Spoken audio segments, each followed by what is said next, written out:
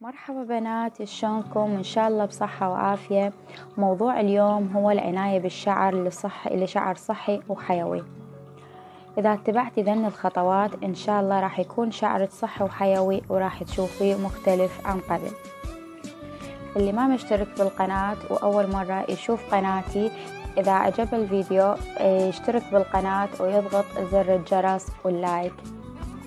بنات يا ريت توصلوني لل1000 مشترك إذا حابين قناتي، وهذا الشي راح يساعد على تشجيعي ويخليني أستمر وياكم. نبدأ بالفيديو. أول خطوة لازم تستخدمين زيت معين أو وصفة معينة للشعر قبل الحمام، لأن هذا الشي راح يساعد ترطيب الشعر والعناية به.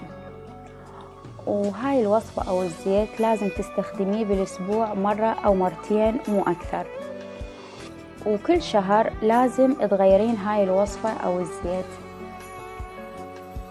وطبعا اكو وصفة سويتها أنا قبل كم يوم، زيت للعناية بالشعر، تلقوه بصندوق الوصف موجود إذا حابين تشوفوه.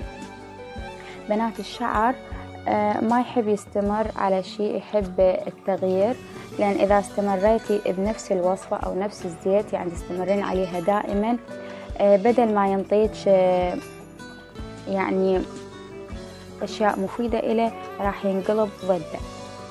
يعني لازم كل شهر انتي تغيرين هاي الوصفة اللي تستخدميها قبل الحمام أو الزيت المعين. وإن شاء الله أنا هم راح أنزل لكم فيديوهات بزيوت ووصفات غير شي للشعر إن شاء الله.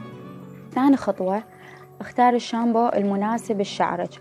بنات كل ما تخلص علبة الشامبو اللي تستخدميها، حتى إذا كانت زينة وتشوفيها يعني زينة على شعرك وحلوة، لازم من تخلص العلبة تشترين غير نوعية شامبو. وإذا حبيتي أنت الشامبو اللي قبل تستخدميه وشفتيه أحسن من النوعية الثانية، تقدرين من تخلص النوعية الثانية ترجعين تستخدمين. بس ضروري ما تستخدمين على شامبو معين دائما، لأن هذا الشيء مو زين للشعر. الشعر يحب التغيير مثل ما قلت بأول خطوة، نفس الزيت كذلك. فدائما لازم تغيرين بالشامبو، ما تستمرين على شامبو معين. ثالث خطوة، بالإضافة للشامبو استخدمي البلسم، والأفضل أنه تستخدمين نفس نوعية الشامبو، لأن البلسم راح يساعد على ترطيب الشعر وتنعيمه، وراح من تجين تردين تمشطي راح يكون سلس ويتمشط وياك بسرعة، وما راح يخلي الشعر جاف. وبنات أنا بالنسبة إلي استخدم حاليا هذا الشامبو المكيف اللي ظهر قدامكم، وقبله كنت استخدم هذا النوعية الأولى. هذا الشامبو المكيف اشتريتهم اثنينهم ب12,000، وهذا النوعية الثانية اشتريته الشامبو المكيف سوية ب15,000. وطبعا أنا اشتري كل موادي، يعني شامبو، زيوت، سيروم، أي شيء اشتريه من الزيتون اللي موجود. احنا عندنا هنا بالديوانية عنده فرعين، فرع بسوق التجار وعنده فرع ثاني بسكاي مول. وبنات أنا صار لي سنين أشتري من الزيتون، لأن صدق يعني مواده أصلية وينصح بها، فدائما كله أصلي يجيبه. 4، بالشتاء لا تغسلين شعرك بماء حار، حاولي تخليه دافي مايل للبرودة، يعني هيك حتى ما يأذي بصيلات الشعر وما يسبب قشرة، لأن الماء الحار راح يسوي قشرة بالشعر ويخليه يتكسر. 5 خطوة، لا تغسلين شعرك كل يوم حتى بالصيف.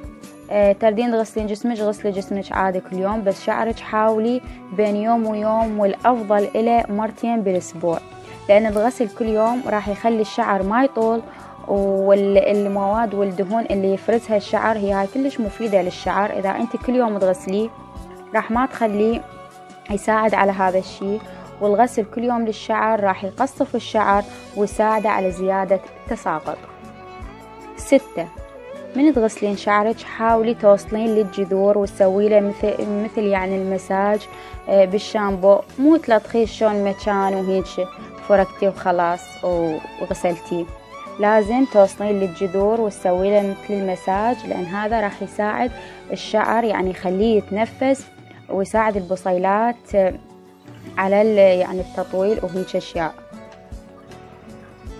7، من تكملين الغسل بالشامبو والبلسم نشفيه بمنشفة ناعمة وعلى كيفك وياه، مو تقطع هيج، لأن هذا الشيء إذا نشفتيه بشكل يعني قوي أو بمنشفة خشنة راح يتقطع شعرك ويتساقط هواي.